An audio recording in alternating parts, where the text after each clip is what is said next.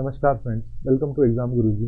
मेरा नाम महेंद्र सिंह ठाकुर है और मैंने ग्रुप 2 सब ग्रुप 4 की 2017 की एग्ज़ाम जो कंडक्ट हुई थी उसमें मैंने लेबर इंस्पेक्टर का पद हासिल किया था।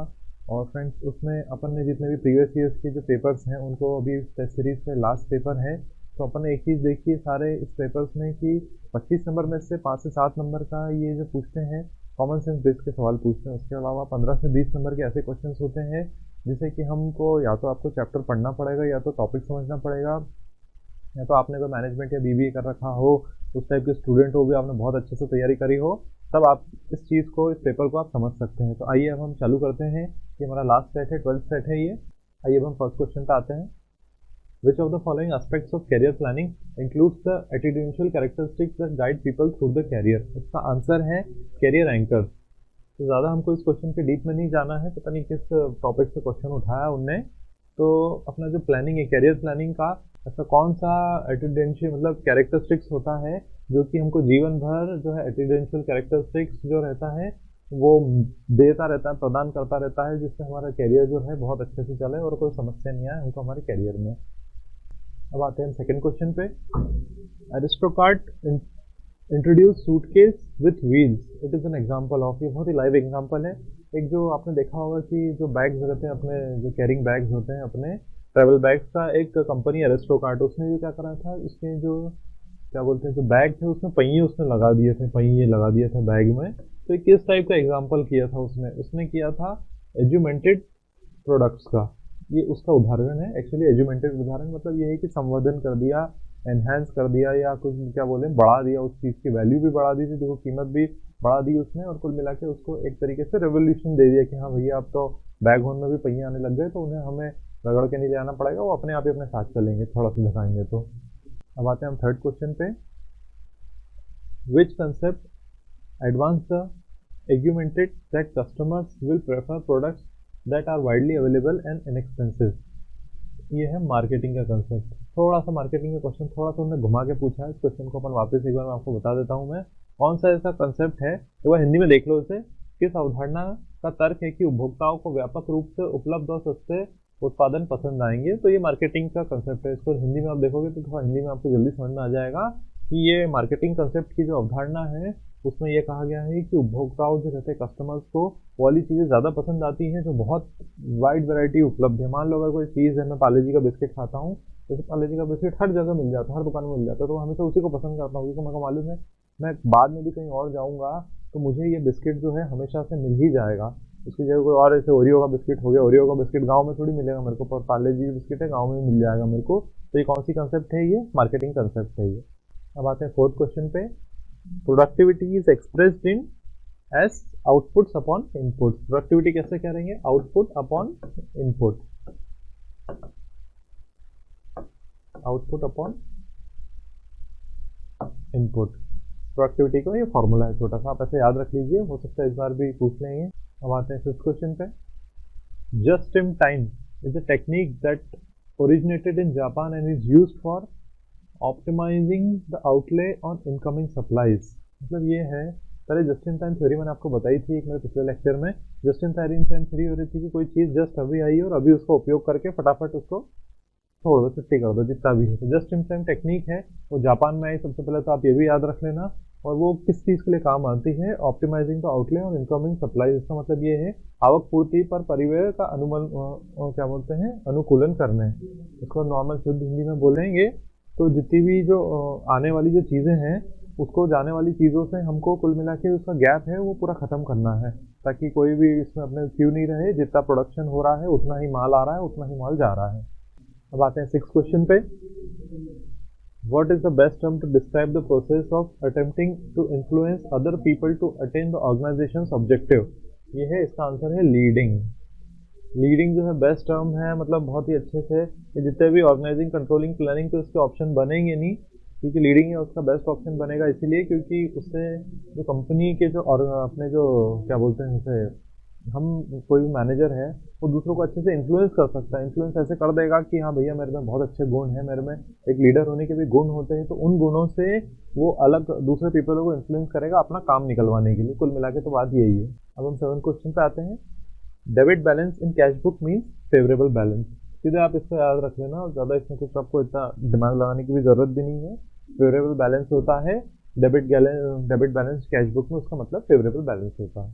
अब आते हैं हम 8 क्वेश्चन पे। An organization which was previously performed a function as its activity decides to ask another company usually abroad to perform it on their behalf and enters into a contract. What is this process called? Outsourcing कहलाती है। Process क्या कहलाती है? Outsourcing. मतलब ये है कि मेरी कंपनी है, मैं कोई काम नहीं कर पा रहा हूँ या मेरी कंपनी के पास उतने संसाधन नहीं है, तो मैं वो काम किसी दूसरी कंपनी से करवा लूंगा, तो उससे कहते हैं आउटसोर्सिंग। अब आते हैं हम 9th क्वेश्चन पे। The process of transferring journal entry to ledger is termed as posting. Posting कहलाती है। ये बहुत सिंपल सा प्रोसेस है, मतलब ये वन लाइन फैक्ट है, आप इसको इस तरीके से याद रख लो कि कोई एंट्री जो है, जर्नल एंट्री लेजर में जब ट्रांसफर होती है तो उसे क्या कहते हैं? पोस्टिंग। बस आप इसको रट लो, जो इंजीनियरिंग के बच्चे हैं इसको समझ में ऑब्वियसली बात नहीं आएगा, बस आप रख लीजिए इसको। अब आते हैं हम 10th क्वेश्चन पे। Which of this is the 4th stage of perceptual process? तो ये है इंटरप्रिटेशन स्टेज। अब बस आप इसमें एक्चुअली बहुत डीप में एक चैप्टर है, इन सब चीज़ में तो अपन अभी डीप में पढ़ेंगे नहीं, अभी सीधा आप इसे याद रख लो। परसेप्चुअल प्रोसेस की 4th स्टेज है इंटरप्रिटेशन स्टेज, याद रखिए आप। अब आते हैं 11th क्वेश्चन पे। In deciding the appropriate level of current assets for the firm, management is confronted with the trade off between dash. Hindi में एक बार देख लीजिए इसे। फर्म के लिए वर्तमान परिसंपत्ति के उपयुक्त स्तर का निर्णय लेने में प्रबंधन के डैश के बीच में समझौताकारी समन्वय करता है। अब यह है प्रॉफिटेबिलिटी और रिस्क है इसका आंसर। अब ये क्वेश्चन आपको समझा देता हूं मैं। क्वेश्चन में ये देख रखा है कि अगर मान लो कोई कंपनी है, ठीक है, उस कंपनी के जितने भी संपत्तियां हैं, कंपनी के पास कार हो गई, बिल्डिंग हो गई, कुछ भी हो गई, बिल्डिंग हो गई, उन सब के बीच में अगर अपने को कुछ अगर फैसला लेना है, किसी भी प्रकार का निर्णय लेना है, तो वो किस चीज के बीच में आके अटक जाएगा? कहाँ पे चीज, कौन सी ऐसी चीज अटक जाएगा? मुझे क्वेश्चन है बहुत जनरल तरीके से समझा रहा हूँ आपको। तो वो अटक जाएगा प्रॉफिटेबली और रिस्क के बीच में, इस फैक्टर के बीच में, या उन दोनों के बीच में एक लिंक बनेगा। कुछ भी अगर मेरे को इस संपत्ति का कुछ भी करना है, वर्तमान परिसंपत्ति जो एसेट है, कुछ भी निर्णय लेना है उसका, तो सबसे बड़ा फैक्टर उसमें आ जाएगा कि उसमें फायदा कितना है और रिस्क कितना है। बस ये दो चीज़ है, फायदा और रिस्क। आज मेरे पास मेरी कंपनी है, मैं उसमें कुछ भी करूँ तो उसमें दो चीज़ सबसे पहले देखूंगा, ये रिस्क कितना है और फायदा कितना है। नुकसान के बाद अगर नुकसान का है तो ऑब्वियसली बात मैं करूंगा ही नहीं मैं। अब आते हैं 12th क्वेश्चन पे। फाइनेंशियल स्टेटमेंट इंक्लूड, अब इसका आंसर है actually all of the over answer है इसका, तो सब कुछ ही आ जाएगा। प्रॉफिट एंड लॉस अकाउंट भी है, बैलेंस शीट भी है और कैश फ्लो स्टेटमेंट, तीनों आता है फाइनेंशियल स्टेटमेंट में। अब आते हैं 13 क्वेश्चन पे। The abbreviation EOQ stand for economic order quantity. इस पर एक पूरा चैप्टर है, अपन बाद में इसको पढ़ेंगे, अभी आप इतना याद रख लेना, EOQ मतलब इकोनॉमिक ऑर्डर क्वांटिटी। अब आते हैं 14 क्वेश्चन पे। Dash structure refers to many hierarchical levels and narrow span of control. तो ये सीधी सी बात है, इसका जो आपका जो सबसे ऊंचा जो स्ट्रक्चर रहेगा किसी कंपनी में, सबसे ऊंचा मतलब ऐसा स्ट्रक्चर नहीं, हायरार्की बहुत सारे CEO हो गए, फिर उसके असिस्टेंट मैनेजर हो गए, असिस्टेंट मैनेजर हो गए, फिर ये हो गए, फिर लेबर हो गए, इतने सारे, ये वाला ऊंचा हो गया। तो इस टाइप का स्ट्रक्चर जो रहता है उसमें बहुत सारे हायरार्की लेवल होते हैं, 1 2 3 4 5 हायरार्की लेवल, तो मैंने ऐसी गिना दी आपको, 5 हायरार्की लेवल, और नैरो स्पैन ऑफ कंट्रोल रहता है उसमें। मतलब ये है कि नियंत्रण का जो पक्ष रहता है बहुत छोटा। अब आते हैं 15 क्वेश्चन पे। Cash flow statement classifies cash flow on the basis of operating, financing and investing activities. तो आप डायरेक्ट अभी इसको याद रख लो, जब कैश फ्लो का अपन पूरा यूनिट जब पढ़ेंगे तो उसमें डिटेल में पढ़ेंगे कि कैश फ्लो स्टेटमेंट में क्या क्या क्लासिफाई होता है। एक तो ऑपरेटिंग एक्टिविटीज हो जाएंगी, फाइनेंसिंग एक्टिविटी और इन्वेस्टमेंट एक्टिविटीज, ये तीनों की तीनों कैश फ्लो में आ जाती है। पूरा डिटेल इसका अभी नेक्स्ट यूनिट में, जब उसका वीडियो सीरीज जब शुरू होगी तो उसमें पढ़ेंगे। अब आते हैं हम 16 क्वेश्चन पे। When a manager transmits the information regarding the organization to the outside world, which of the following role is he performing? तो वो पहला आता है स्पोक्स पर्सन का रोल। प्लानिंग, रीडिंग, स्पेलिंग का तो आएगा ही नहीं।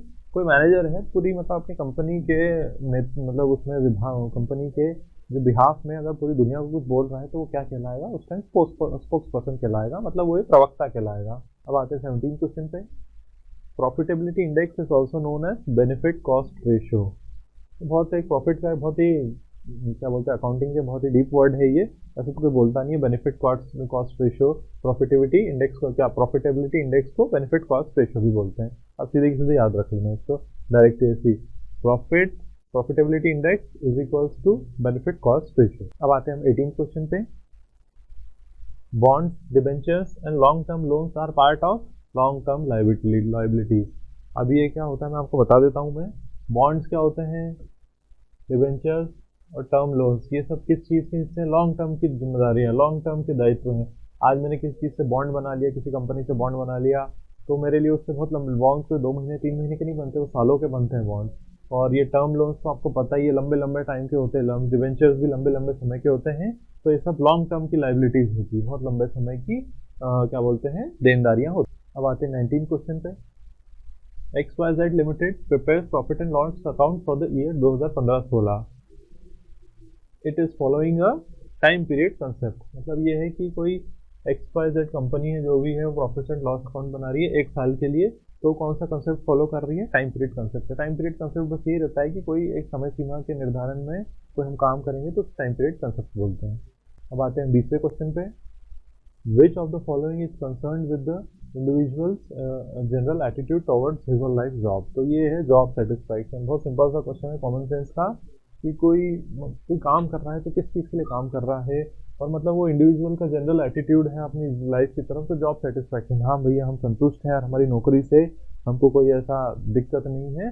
जब तक दिक्कत नहीं है, दिक्कत होगी तो ऑब्वियसली बात है जॉब से हम छोड़ ही देंगे। तो ये है कि जनरल कंसर्न रहता है, जॉब सेटिस्फैक्शन है, संतुष्ट है। अब आते हैं हम 21वें क्वेश्चन पे। SBU का मतलब क्या होता है, स्ट्रेटेजिक बिजनेस यूनिट। अब बस डायरेक्टली इसको फुल फॉर्म पूछा है SBU का, तो स्ट्रेटेजिक बिजनेस यूनिट। अब आते हैं 22वें क्वेश्चन पे। Which of the following statement concern grapevine is not correct. Not correct है मतलब ये है, इसको पूरा अपन उल्टा कर देंगे कि ये गलत जो है पॉइंट, इसको हम हटा देंगे, ठीक है। अब अपन ऐसा क्वेश्चन बन जाएगा अपने लिए, विच of the following is correct. मतलब ये तीनों जो पॉइंट हैं सारे के सारे करेक्ट हैं। तीनों पॉइंट को एक बार अपन देख लेते हैं कि क्या है। Grapevine can be eliminated over the time which is sustained effort. मतलब ये है कि समय के साथ में जो ग्रेपवाइन एफर्ट है, ग्रेपवाइन क्या है मैंने आपको बता चुका हूँ पिछले साइड में, तो उसको हम समय के साथ में जो है समाप्त भी कर सकते हैं उस टाइप की व्यवस्था को। दूसरा है, some managers use grapevine to their advantage. मतलब कोई मैनेजर इसको अपने फायदे के लिए भी इसका उपयोग करते होंगे, बहुत सारे इसके उपयोग भी होते हैं ग्रेपवाइन स्ट्रक्चर के। और चौथा है, grapevine is unstructured informational communication. ये डायरेक्ट एक आंसर ही आया था इस टाइप का, अनस्ट्रक्चर्ड रहता है। मैंने बोला, तूने बोला, उसने बोला, मुंह मुही जो बात रहती है बोली हुई वो अनस्ट्रक्चर्ड ही रहती है, कोई लेटरबाजी नहीं होती इसमें। अब आते हैं हम 23वें क्वेश्चन पे। Which of the following types of interview attempts to observe how applicant performs under pressure.